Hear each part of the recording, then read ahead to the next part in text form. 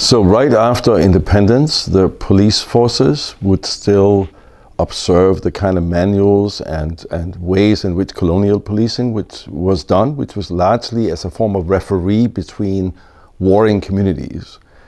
So a riot would break out, the police would try to keep peace, they would try to divide people and so on and so forth. There would be injunctions for newspapers not to report anything that could incite violence and so on and so forth. So it's very much that kind of older colonial idea of the state being there to keep order, but be neutral, essentially. Over time, that changes, and it correlates also with a thinning out of the representation of Muslims in the police force and in many parts of the state and the governmental apparatus throughout India. So what you see from the 1960s, 70s, and accelerating, and certainly being very pronounced in the 90s, is that the state and the police force stop intervening, actually, and in many cases actively participate on the side of the Hindu rioters. So the state police forces, and there are many different police forces in India, but on the whole, they are no longer seen as a kind of non-partisan force that can come in and create order. And that has, of course, sharpened divisions in the sense that many Muslims feel that they are and even the language in which we describe the riots used to be like between two warring communities. Now it's much more clearly a kind of pogrom created by the majority community, perpetrated against the minority community, Muslims mostly, but also sometimes Dalits, and supported by, or even orchestrated by, sometimes by police forces. And this has been made possible because, and accelerated with the coming into power of Hindu nationalist governments in many parts of the country, where it's very blatant, very clear that the police's job is not actually to protect the minority community, but to be part of the attack on them. I will add that in the past, up to the 1960s and 70s, even into the 1980s, it was normally the case that after a major riot or incident had occurred, there would be a commission of inquiry to determine what were the causes, what went wrong, and so on and so forth. There was a number of cases, one particularly high-profile case in the city of Bombay, where it was very clear that the police was being rightly indicted for its role in not only aiding and abetting, but actually standing back and not helping in maintaining law and order. After that point, and this coincides with the last few decades where Hindu nationalists have risen to power, many of these post-riot inquiries have either been very biased or not happened at all. So that also goes to show that the role of the state as a kind of pretending at least to be an reasonably neutral kind of arbiter in conflicts between communities has ceased to be the case. And the state is widely seen now by minority communities as part of the problem, not part of the solution.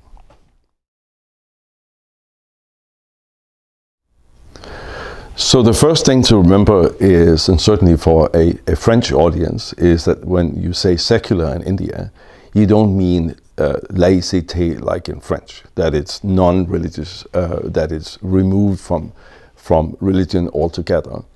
It's more akin to, you can say, the American or Anglo-Saxon model of being removed from direct, the state is removed from a direct partisan role, and it's more, secularism is seen as a balance between communities. In India, has come to be seen as achieving a balance between communities. Now that means that the government and political parties for decades actively didn't intervene necessarily in the inner governance of communities, although there were lots of legislations that framed how religious institutions, endowments, schools, curricula, and so on were structured in those institutions for different religious communities.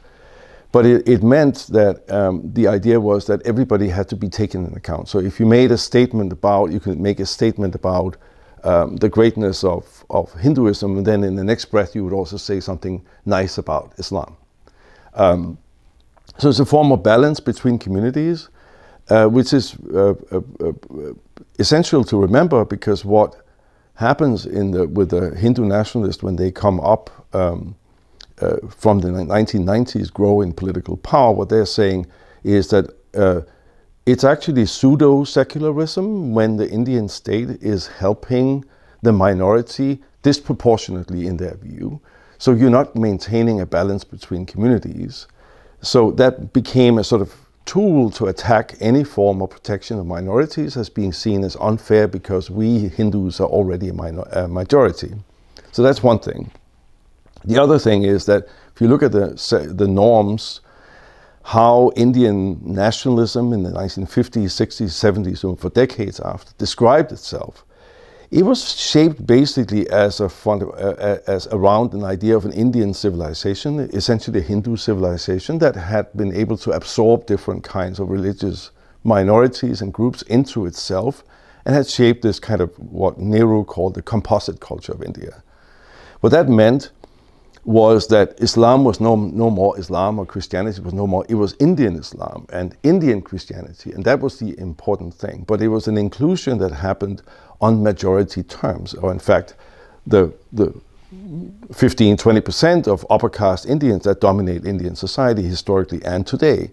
So it's the inclusion on their terms, both discursively, rhetorically, but also in practice, in the sense that institutions that administer this kind of compound of different administration of different religious institutions were dominated by upper caste Hindu men, usually, who had a kind of bias inbuilt. And so what we see today, the ease with which you can say the secular institutions and the secular discourse has been turned into a majoritarian discourse, is because the majoritarian assumptions were already there. They were already baked into the assumptions about Indian history, into the personnel of the state, and so on and so forth. And this idea that India was naturally a Hindu society and should be so was already part of that compact, but with an added kind of, it had to be a balance and sort of accept the incorporation of minorities into this compound that was essentially Hindu. So that makes it very different from, let's say, if you think of Turkish secularism or French secularism or other experiments, in the sense that it actively has embraced the religious component of what society is, rather than make a distance from it and say we're going to create a new modern republic that's built on scientific principles and so on and so forth. That was never the case in India. Although that was part of the Indian state's attempt to plan and to create a modern society, but it wasn't front and center of what secularism meant.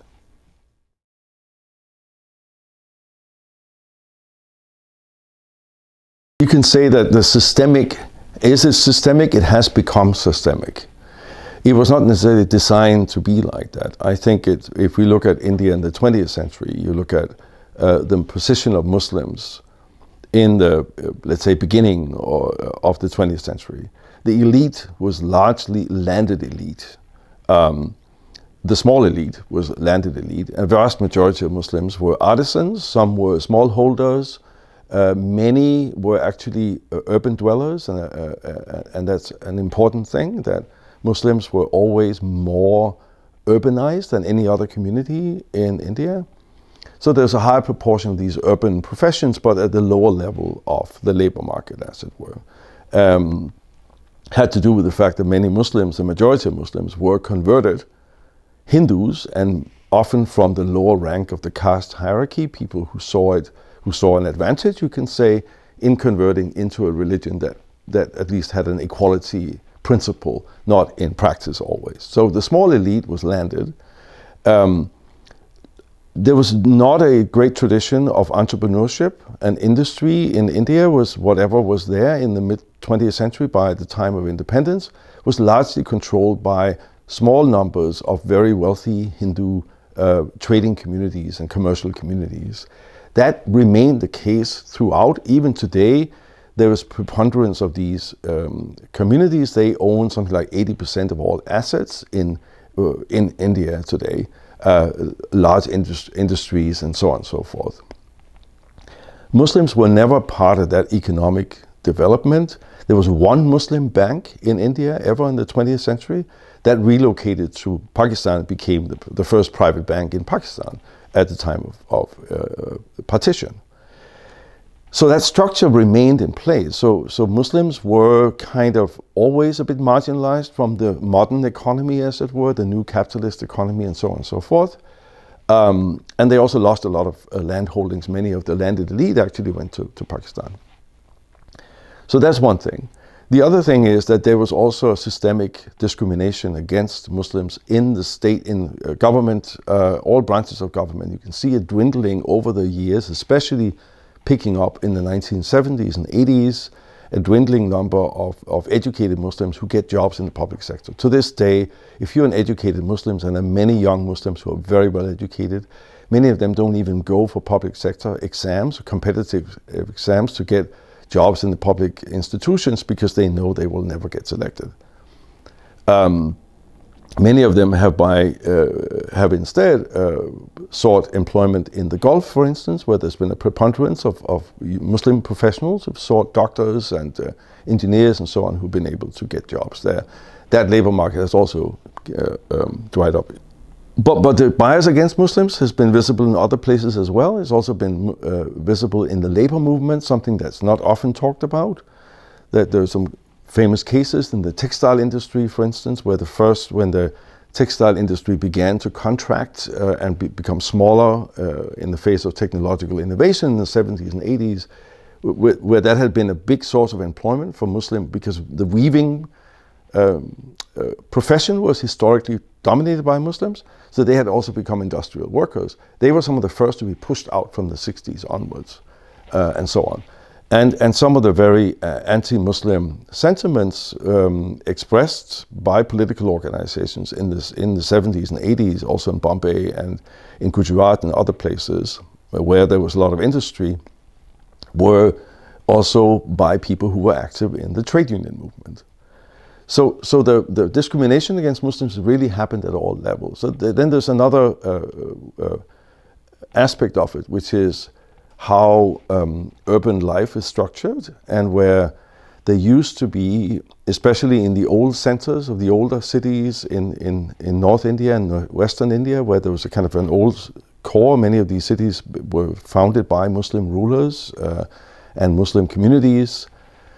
And there used to be a certain coexistence and mixing between Hindus and Muslims in these older urban cores. That has more or less ceased to exist.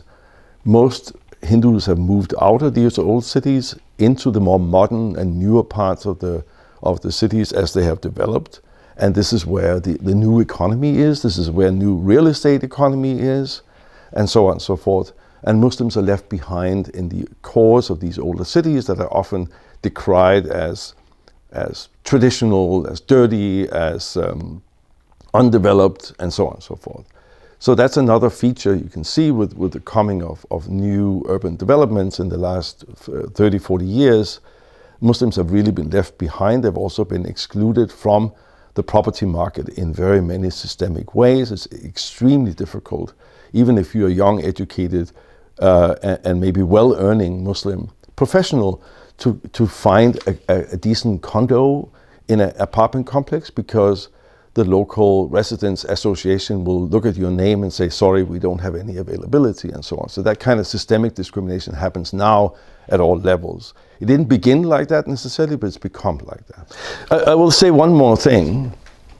One more thing that has also been a problem for maybe the integration and the conversation within the Muslim community about economic prosperity, or about becoming part of a larger new economy that has developed, has been hampered by the fact that many elite Muslims are unwilling to recognize that there are also caste-like structures within the Muslim community, and that caste is practiced. There's discrimination against people from the lower caste, from the traditional artisanal occupations, and so on and so forth.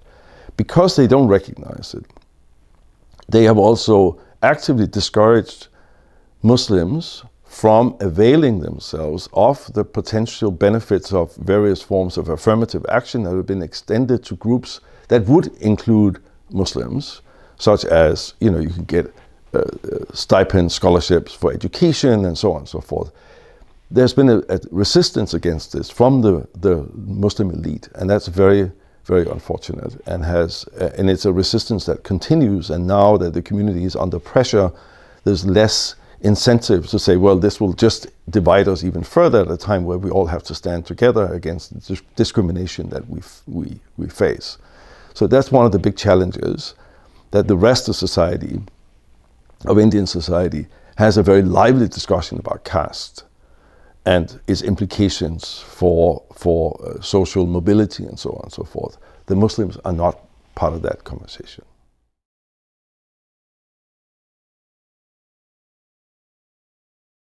As I said earlier on, Muslims have always been more urbanized than any other community in India. They've been historically identified with urban refinement of a certain kind of urban culture, forms of cultural expression that are confined or expressed in the urban milieu, certain ideals of both poetry, the arts, music, and so on and so forth. So there's been a lot of pride in that. And I think the experience is predominantly one of a sense of loss. There's a great sense of loss in that. And in my own work, I look at one city called Aurangabad, which is in central India, which is an old Muslim city and has been dominated by Muslims and defined by Muslims for hundreds of years. And of late, with the growth of the city and the coming into the city of large number of Hindus from the countryside, the city has completely changed its character, its demographic, its economy.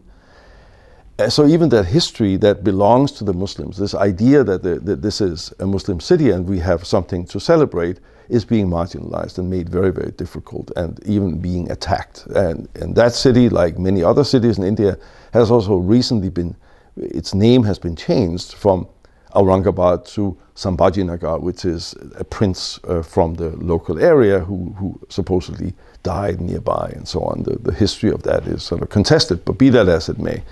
There's a sense of loss. There's also a sense of defiance. There's a sense of, that these Hindus have come in. Yesterday they were all farmers. Now they have the political power. They are also enjoying the benefits of the new economies of both industrial and commercial in commercial sectors. But many Muslims will also see them as, people who are recent urbanites, as it were, right?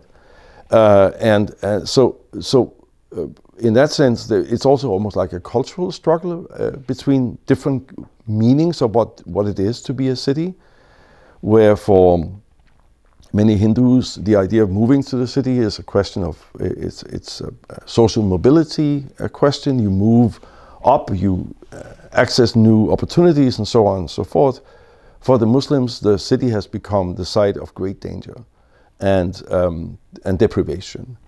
So to give you an example, for instance, the way in which the many Muslims are concentrated in the older parts of the city I work in right now in Aurangabad, and some want to move out of the city, out to the outskirts to access modern housing and so on and so forth. All of them express that they want to be close enough to be able to get back to the old city should a riot break out tomorrow. So the sense of physical danger is very present on everybody's mind.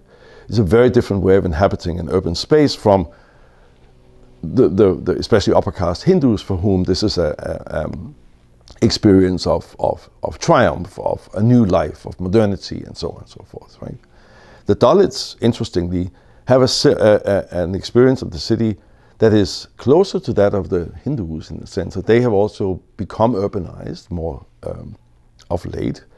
And the great Dalit leader Ambedkar always said, that you have to move away from the village, because this is where the city, the villages are segregated. You have no way of moving outside of your confinement. But in the city, you can become workers, you can become professionals, you can do other things. So the city there is a site of achievement, of social mobility, also of justice and claims to justice, and less a site of violence, whereas most of the violence against Dalits actually take place in villages where they are divided and weak and distributed, whereas in the cities they live in larger concentrations where many Dalits feel a sense of physical security in the cities that they don't feel in the countryside. Whereas with Muslims, it's not like that. So it's a very different experience, and it's hard to overestimate just how profound the sense of danger and precarity is pervading the everyday life of Muslims. Almost a sense of hopelessness, especially in the last 10, 15 years after Modi came to power, where it seems that there was no break, there was no limit on what new indignities can be imposed on the community. Including, more recently, the government trying to take over and redefine the way religious property, community property within the Muslim community is owned and administered, and that has been the last blow in the last few years. So I'll add that one way in which we often have studied both communal violence as in India or other forms of ethnic violence in cities and so in urban areas, but also more broadly, is to see them as outcomes of a competition over resources, and that's true to some extent. It's also true that there is a long-standing forms of stereotyping, long-standing forms of memory, and memory of previous losses or grievances that are being played out again and again in some of these conflicts, for sure. But what I've learned in my work in both in Bombay, in Durban, and in Aurangabad, and other places, is that the real long-term, the real effect of violence, these violent bouts that might just last a week or a month or whatever, is the long-term structural changes that they induce. So once you have had one example of this, that people have been scared, these memories last for a long time. And for both minorities and majorities, these experiences enable new forms of behavior. They enable defensive behavior on the part of minorities. In the case of Indian Muslims, you see that each round of violence creates, decades after, forms of concentration of Muslims in certain areas. That people, instead of saying, no, now we want to move in and integrate further into the majority community, we can't. Instead, we retract even further into our own community. You see this in terms of economic activity, where Muslims and other minority groups increasingly are only employed by each other. So there is a segregation also of the economy. And that's a long-term effect of violence on both sides, both as a defensive measure among Muslims, but also that in India, among Hindus, saying, oh, we can't trust these people. We have just had it confirmed that we can now feel free. We have now an experience of power, of achievement, that we have shown them their place. So of course we're not going to hire them. Of course we're not going to have a contract with any Muslim firm, and so on and so forth. So I see the same. And when you look across the world, you can see many effects of riots and urban sort of conflicts, violent conflicts, play out for decades after. And I think we have sort of lost sight of that. I saw that in Durban also, my work there in South Africa, where a set of events that happened in 1949, very large-scale attack on Indian neighborhoods and so on, has been repeated both as a memory and re-narrated in families, but also there's been threats from the majority community, mainly from Zulu speakers, against Indians to, pull back from certain sectors of economic activity or pull back from certain places to live, or else we will come for you again. And that embeds deeply in the psychology where people say, no, we do not want to live in those areas. We do not want to mix too closely with these, even if it didn't happen to you, even if it just happened, a story you heard from a neighbor or an older relative or whatever. These stories circulate. So I think we often look at the causes of riots, but we don't look at the consequences of riots. And the consequences are by far the most important. And they're much more important than I think we have allowed ourselves to understand. And that's another part of my kind of long-term project, is really to understand the significance of this. Because a riot, when you start killing each other in the street, it's like a threshold has been crossed. And I've been in the middle of riots myself that happen in India, and you can feel the tension. You can also see and feel, and I've written about this in my earlier work, the almost carnivalesque atmosphere of permission that is being released on the side of those who attack. And especially like in India today, where the Hindu majority feel that they have every right to do whatever they can do and nobody will come after them. There's a form of permission, there's a form of enjoyment of this form of cruelty and this form of attack and this form of experience of power you can have, even if you are yourself maybe a relatively powerless working class man who participate in some kind of attack, but it gives you a boost, it gives you a kick. And that lives on for a long time. That's also a drug that's really deep and long lasting, just like fear is another kind of drug.